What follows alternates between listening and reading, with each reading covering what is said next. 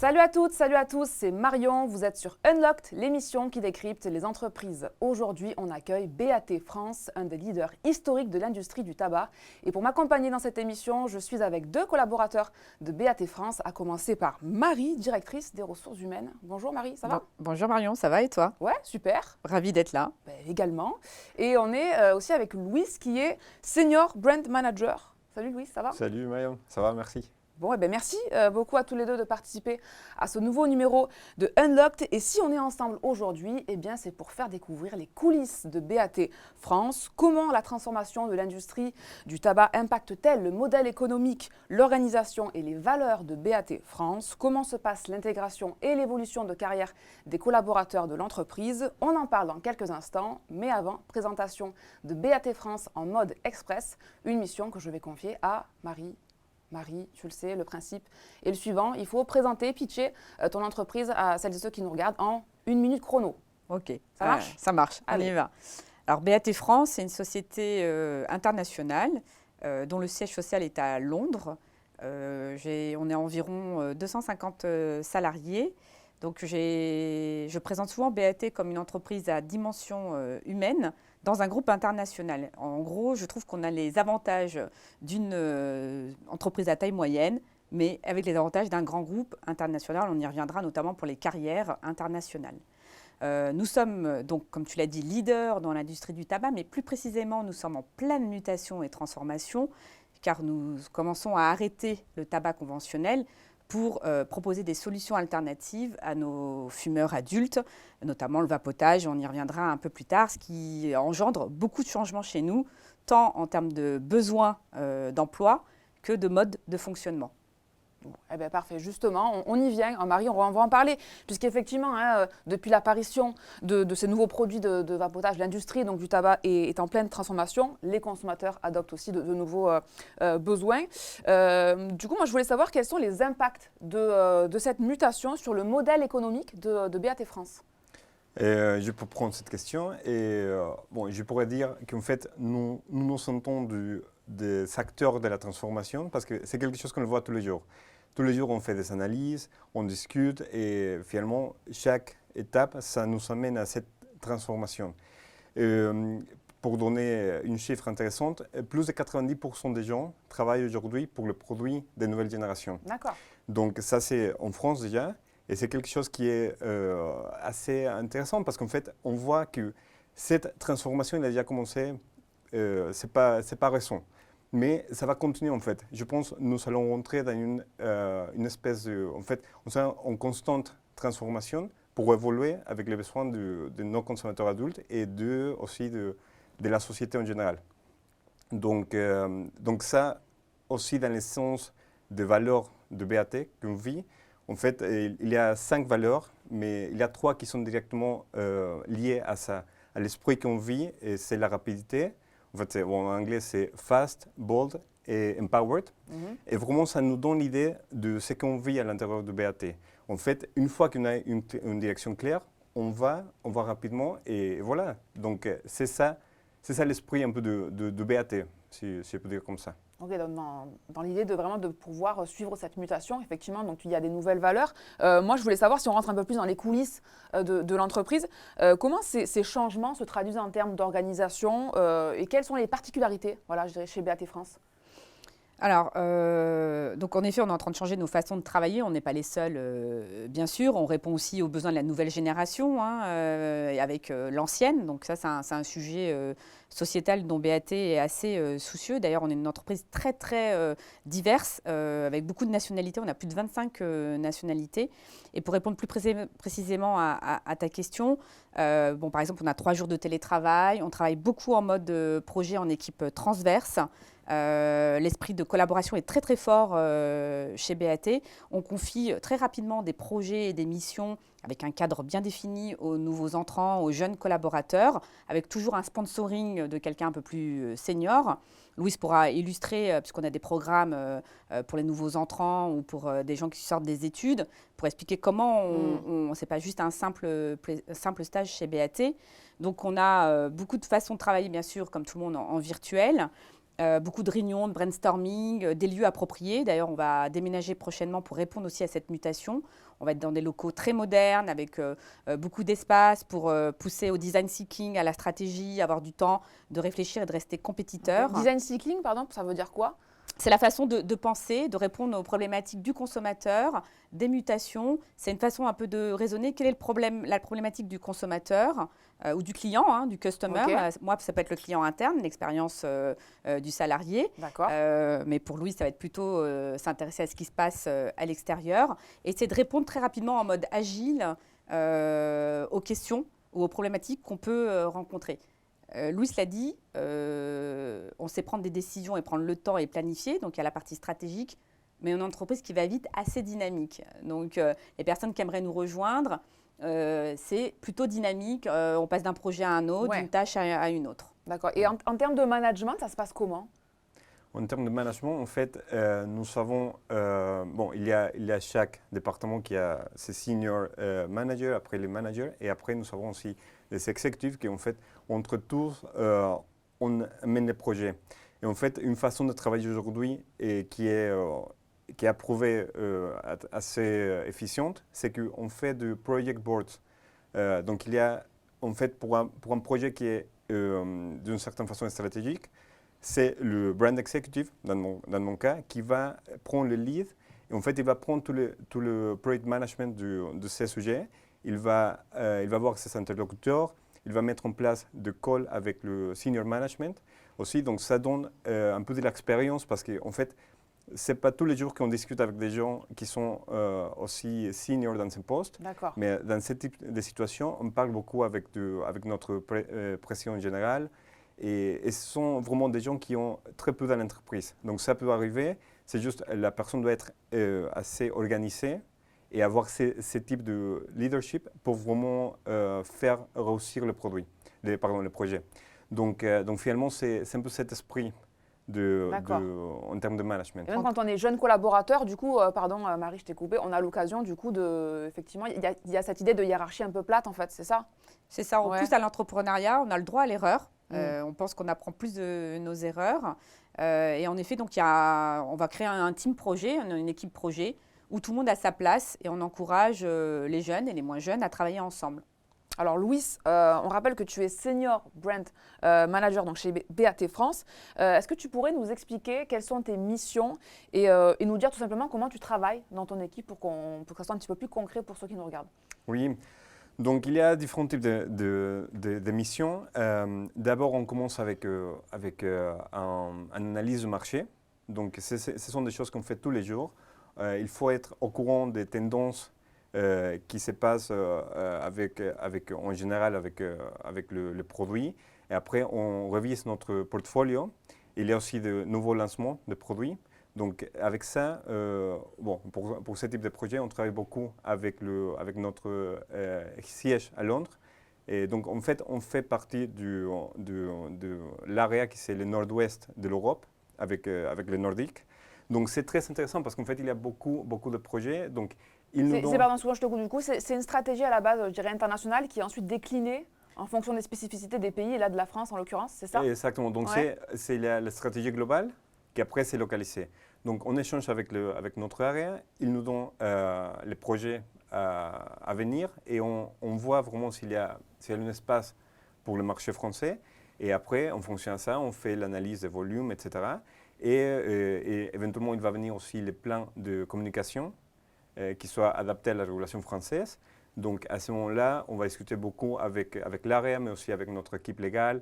Et donc il faut que tout, en fait, il y a différentes parties du projet. Donc ça, c'est la communication. Après, il y a les agences qu'il faut aussi manager. Il y a la partie supply chain, forcément, etc. Donc c'est tout un concert, on va dire comme ça, qu'on va mettre ensemble. Et finalement, une autre de mes missions qui est très importante, c'est aussi le développement de l'équipe.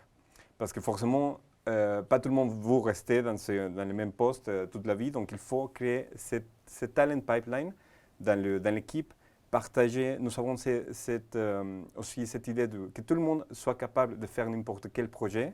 Donc, en fait, si c'est un lancement de produit, aujourd'hui, c'est une personne, mais demain, ça sera l'autre personne. Et donc, il y a cet échange des connaissances entre les équipes, on s'entraide, il y a vraiment cet esprit de moi je fais comme ça, et donc ça peut servir à la prochaine personne, etc. Donc vraiment, on est dans cette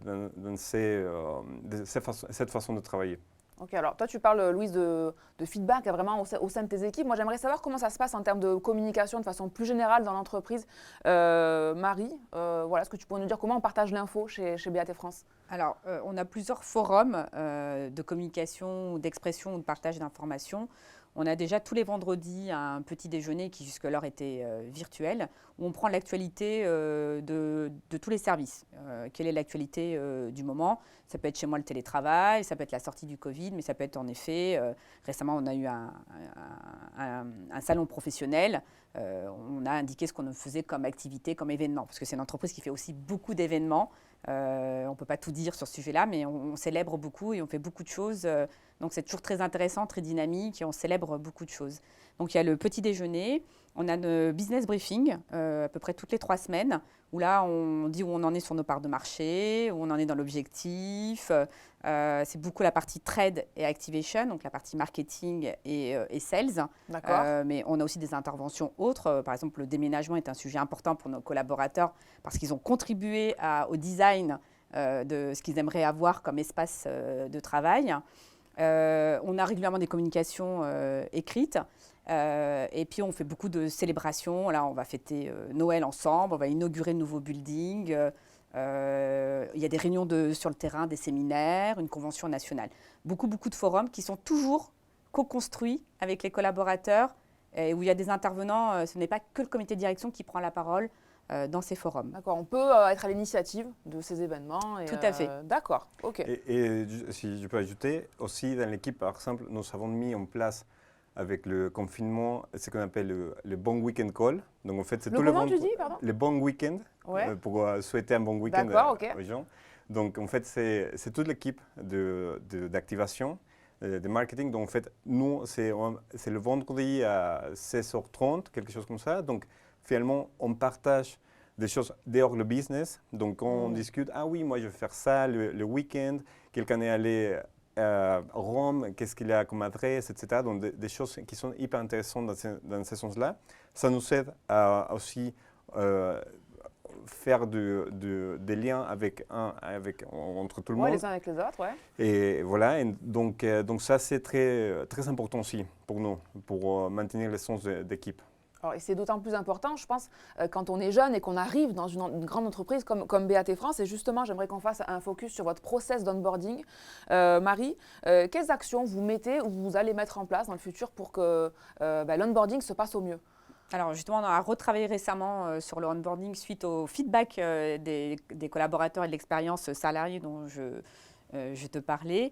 Très simplement, quand quelqu'un arrive, déjà on identifie un buddy, donc un copain dans l'entreprise pour avoir un parrain, une marraine. Voilà. Ouais. On a à peu près une journée et demie de Welcome Day où, avant que le collaborateur arrive, on a préparé bien sûr le onboarding, les personnes qu'on doit rencontrer. On annonce par communication un email pour dire voilà, Marion nous rejoint, voilà son parcours, un portrait chinois, qu'est-ce que tu aimes, qu'est-ce que tu fais pour bien identifier l'arrivée. Bien sûr que la personne est prise en charge en partie par les ressources humaines avec les organigrammes. Voilà, on présente tous les départements aux nouveaux collaborateurs. On fait en sorte que la personne ait tous les outils le premier jour, parce que ça, c'est un sujet où on nous demande rapidement d'être opérationnel. On est en train d'intégrer une visite terrain, quel que soit le poste que tu prends dans l'entreprise, que ce soit la finance, aux ressources humaines ou au marketing. On ira faire une visite terrain dans le premier mois, très rapidement, pour comprendre nos produits, nos business. D'accord. Et après, voilà, il y a un tour dans tous les départements. Qu'est-ce que je pourrais rajouter dans le onboarding? On fait un point à mi-parcours de la période d'essai. Et très rapidement, la personne, elle est intégrée dans tous les forums d'expression qu'on peut avoir au sein de l'entreprise. D'accord. Voilà, grossièrement, si je puis dire. Non, c'est très clair, c'est très clair. Alors après, au-delà de l'intégration, est-ce que vous proposez des trainings en interne pour aider vos collaborateurs à monter en compétences? Oui, justement, nous avons une espèce de règle interne, non, ce n'est pas une règle, mais c'est juste une directive, dans le sens que 10% de nos trainings, c'est des trainings formels. Et pour ça, nous avons plein d'opportunités. Nous avons une plateforme qui s'appelle The Grid. Donc en fait, D'accord. là, on pourra accéder à LinkedIn Learning. Il y a plein d'articles ou de trainings qu'on peut suivre. Et même il y a dans la plateforme, il y a aussi une espèce de playlist. Donc il y a nos managers qui font ces playlists. Donc si j'aime un article, etc., je le mets sur ma playlist. Donc je peux suivre quelqu'un. Et voilà, donc ça c'est très intéressant. Il y a des trainings des formations qui sont faites exprès pour BAT. Donc il y a une qui s'appelle Made at BAT. Donc Made at BAT, c'est vraiment à chaque niveau, peu importe le niveau, c'est adapté toujours. Donc c'est Leading Self, Leading Others, Leading Managers, et voilà. Donc c'est dans ce sens-là. Après, il y a les 20% qui est en coaching, donc avec les managers ou même avec les collègues. D'accord. Et donc pour ça, nous avons aussi des feedbacks en continu. C'est vraiment quelque chose qu'on encourage. Nous avons un outil c'est les feedbacks 360. C'est un survey, c'est un formulaire que d'abord on le fait soi-même. Ouais. Et donc on remplit par rapport à différents critères comment est-ce que je me sens dans différentes catégories. Et après, on peut l'envoyer aussi à nos managers, on peut l'envoyer à nos collègues de même niveau, on peut l'envoyer si nous avons une équipe, on l'envoie à l'équipe aussi. Donc finalement, ça fait une vision 360 de ma réalité versus la réalité de reste. Et ça aide beaucoup en fait à progresser dans les bons points, parce que ça ne devient pas une discussion subjective, ça devient quelque chose qu'on voit clairement, il faut close the gap dans ce type de situation, etc. Donc ça, c'est le 20%. Et les 70% restants, c'est on the job learning. Ok. Sur le terrain, quoi. Exactement. Donc, et bien sûr, il y a différentes configurations. Mais l'idée, c'est qu'en fait, la personne est responsable de sa carrière. Et ça, c'est quelque chose de clair pour BAT, parce que finalement, on dit tout le temps que c'est une méritocratie. Parce qu'en fait, s'il y a quelqu'un qui vraiment a l'envie de progresser dans sa carrière, il peut le faire. Ce n'est pas lié à combien de temps tu es dans l'entreprise, peu importe. C'est vraiment le résultat. Encore une fois, nous sommes fast, bold, empowered. Donc ça fait partie de la culture, la culture de l'entreprise. Ok. Voilà. Il me semble que vous aviez évoqué aussi un programme de mentorship, de mentorat. Oui, exact. Ouais. Tu as raison, on essaye de mettre des mentorings, des mentors en fonction du développement des collaborateurs et de ce qu'ils souhaitent faire. Donc ça, il faut qu'on le renouvelle un petit peu plus, mais en effet, on a du mentoring, le buddy, voilà, on a toute la palette. Je rejoins Louis, bien sûr que BAT a développé beaucoup de programmes, dédie du temps au développement et à la formation. Mais c'est le collaborateur aussi qui doit se mettre en mouvement, qui est à l'origine. Voilà. On ne refuse jamais de laisser du temps ou d'accompagner sur du développement. Et à titre d'exemple, désolé avant que tu enchaînes, ça a été un feedback des collaborateurs aussi, puisqu'on a aussi des surveys qui s'appellent Your Voice, qu'on prend très au sérieux. On n'essaie pas de mettre un plan d'action inaccessible, on prend 2-3 sujets qui nous semblent réalistes et pragmatiques, parce qu'il n'y a rien de pire que de lancer des surveys et de les laisser comme ça et pas faire de retour aux collaborateurs. Et il ressort justement le besoin d'avoir un peu plus de temps pour se développer, une demande des collaborateurs, et d'avoir un peu plus de temps de temps en temps, d'être plus dans la stratégie que dans l'opérationnel. Et on a créé un projet qu'ils ont appelé Projet Poudlard ou Hogwarts, parce que chez BAT, on passe du français à l'anglais. Je t'ai dit, c'est très, très international. C'est toujours bienveillant. Si on ne trouve pas un mot, on s'entraide. C'est du franc-anglais. Et donc, ce projet Poudlard a pour vocation d'essayer de dédier une demi-journée ou voire une journée pour pouvoir aller voir ce qui se passe à l'extérieur, être curieux, prendre du temps pour son développement, aller passer une journée avec Louise dans son département, voilà, mieux comprendre les enjeux de BAT France, mais aussi de l'extérieur. Qu'il y a des possibilités d'aller travailler dans les pays à l'étranger. Est-ce qu'il y a une vraie mobilité géographique? Oui, donc justement, moi je viens de Mexique déjà. Et donc ça s'entend un petit peu. Bon, je continue à travailler mon français. Mais en tout cas, j'ai commencé avec le programme du Global Graduate. Donc ça, c'est un programme que c'est avec des rotations. Éventuellement, la carrière, il y a d'opportunités partout. En fait, il y a moi comme un exemple, mais il y a aussi d'autres gens. Ma chef, elle a commencé aussi dans un autre pays. Même au Mexique, j'avais une chef russe. Donc c'est peu probable. Mais finalement, on se retrouve. Et finalement, comme Marie disait, il a 27 nationalités.